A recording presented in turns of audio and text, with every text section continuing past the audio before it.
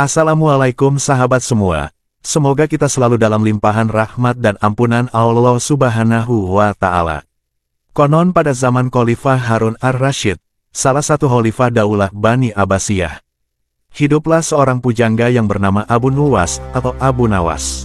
Khalifah mempunyai hubungan dekat dengan Abu Nawas ini, sedangkan Abu Nawas itu adalah seorang yang suka meminum minuman keras, bermain dengan wanita, mendengarkan musik, berjoget, dan berdansa, serta perbuatan lain semisalnya, sehingga Khalifah pun banyak melakukan itu semua karena kedekatannya dengan Abu Nawas.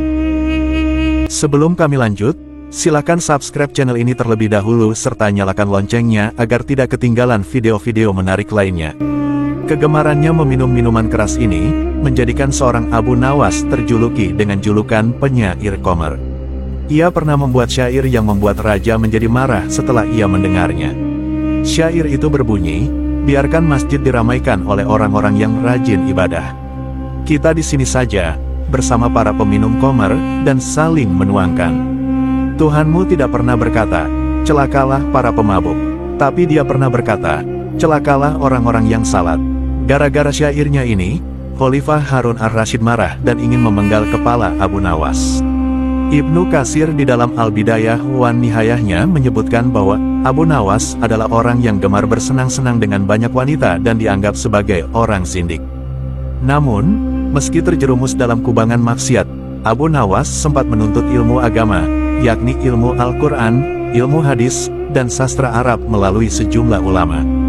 Bahkan sekelas Imam Syafi'i sampai mengatakan, kalau bukan karena maksiatnya Abu Nawas, maka saya akan belajar kepadanya. Menurut salah satu riwayat, ketika Abu Nawas meninggal dunia, Imam Syafi'i tidak mau mensyolati jenazahnya. Namun, ketika jasad Abu Nawas hendak dimandikan, di kantong baju Abu Nawas ditemukan secarik kertas bertuliskan syair berikut ini. Wahai Tuhanku, dosa-dosaku terlalu besar dan banyak, tapi aku tahu bahwa ampunanmu jauh lebih besar. Jika hanya orang baik yang boleh berharap kepadamu, kepada siapa pelaku maksiat akan berlindung dan memohon ampunan.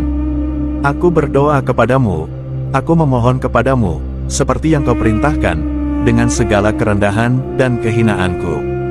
Jika kau tampik tanganku, lantas siapa yang memiliki kasih sayang?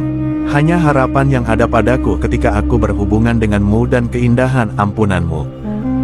Akhirnya Imam Syafi'i langsung mencari istri Abu Nawas dan bertanya kepadanya, kapan dia menulis tulisan ini?